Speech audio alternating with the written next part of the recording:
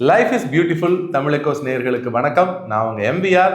இப்போ நம்ம கூட ஆன்மீக ஆய்வாளர் சூர்யா சுப்பிரமணியன் இருக்காங்க. வணக்கம். வணக்கம். இப்போ இன்னைக்கு பார்த்தீங்கன்னா மொழி அப்படிங்கிறத வச்சு நிறைய சர்ச்சைகள் எழுந்துட்டு இருக்கு. நாடு முழுவதும் பரவலாக பேசப்பட்டு இருக்கு. 834 மொழிகள் பேசக்கூடிய பப்புவா நியூகினி தீவுகள் எந்த பிரச்சனையும் வரல.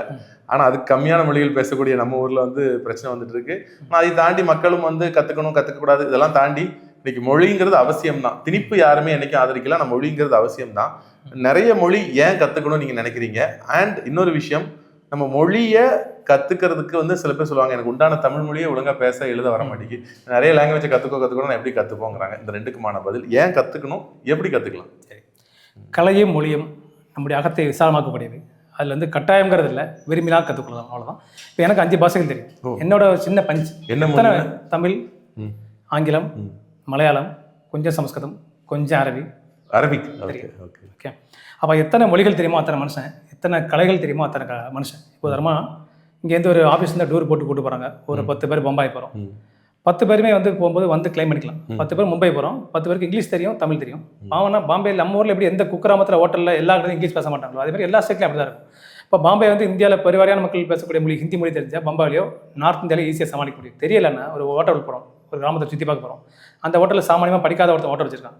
நமக்கு என்ன சாப்பாடு இருக்குது, என்ன வேணும்னு கேட்கறதுக்கு கண்டிப்பாக நம்ம இங்கிலீஷும் தமிழும் தெரிஞ்சு அந்த வட்டார மொழி மட்டும் தான் அவனுக்கு தெரிஞ்சால் அவனுடைய பார்வையில் நம்ம ஊமை, அவனுடைய பார்வையில் நம்ம அதே மாதிரி இப்போ சப்போஸ் வேறு ஊருக்கு எங்கேயும் போகிறோம், ஒரு வேலை தேடி போகிறீங்க, திடீர்னு கம்பெனிலேயே இன்றைக்கி ப்ரொமோஷன் கொடுத்து வேறு ஸ்டேட்டுக்கு மாற்றுறாங்க. அந்த ஊருக்கு என்ன பண்ணீங்க? ஒரு நாள் இரவில் மொழியை கற்றுக்க முடியாது இல்லையா? அப்போ இந்தியாவில் 1/3 பிரிச்சிங்கன்னா ஒரு 2/3 மக்கள் ஹிந்தி தெரியும்.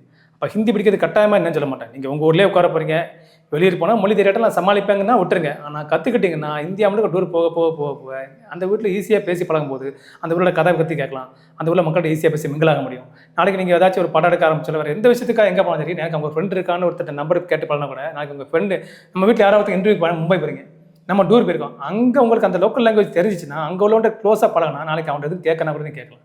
அப்போ எந்த ஊருக்கு செல்லும் பொழுதும் அந்த ஊரின் பாஷை தெரிஞ்சிருப்பது நம்ம அந்த ஊர் காரணம் போல ஒரு ஃபீல் கொடுக்கும். 2வது கலைகள். எத்தனை கலைகள் தெரியுமா அத்தனை மனுஷன். ஃபார் எக்ஸாம்பிள், நான் ஒரு டாக்டராக இருக்கிறேன், ட்ரெயினில் போயிட்டுருக்கேன். ட்ரெயினில் போய்ட்டு திடீர்னு ஒரு நபருக்கு ஹார்ட் அட்டாக் வரும்போது அந்த ட்ரெயினில் படிக்கக்கூடிய சக பயணிகள்லாம் யாராவது டாக்டர் இருக்கீங்களாம் கேட்கும்போது நான் டாக்டர்னு கையை வசத்துறேன்னா நான் சூர்யாங்கிற மனுஷன். இது போக நான் டாக்டர் இருக்கும்போது 2 ஆள். இதுவே நான் ஒரு ஃப்ரெண்டோட கல்யாணம் வெட்டி போயிட்டுருக்கேன். நைட் அங்கே தங்குறதா பிளான். சொந்தக்காரங்க திடீர்னு நைட்டில் ஃபீஸ் அடித்து லைட்டில் ஆஃப் ஆகிடுச்சு. சொந்தக்காரங்க எல்லாம் படுத்து தூங்கணும், ஃபேன் இல்லை. இப்போ என்ன பண்ணுவாங்க? இப்போ நைட்டில் அன்டைமில் போய் எலக்ட்ரிஷனை கூப்பிட முடியாது இல்லையா?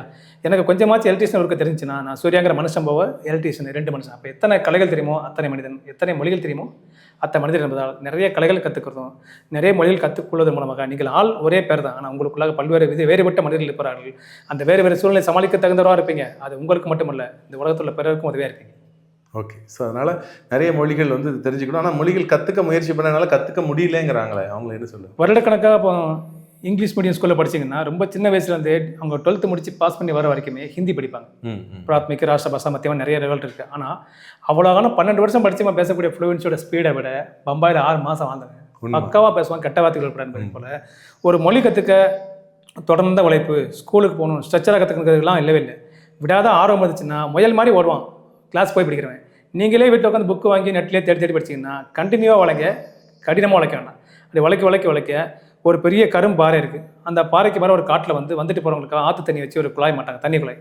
அந்த தண்ணி குழாயிலேருந்து சரியாக மூடாமல் சொட்டாக தண்ணி விழும்போது இந்த ஒரு சொட்டு தண்ணி கண்டிப்பாக பாறையை பழக்க முடியாது. ஆனால் சொட்டாக டெய்லி விழுந்துக்கிட்டே இருந்துச்சுனால அந்த ஒவ்வொரு சொட்டு தண்ணி அந்த பாறையை 2ஆக கிளிக்கிற அளவுக்கு போகிறோம் என்பதை போல் சின்ன உழைப்பாக இருந்தாலும் பரவாயில்ல, தொடர்ந்த உழைப்பு கண்டிப்பாக நம்ம கற்பனை பண்ண முடியாத அளவுக்கு ஒரு பிரம்மாண்டமான விளைவுகளை தரும்.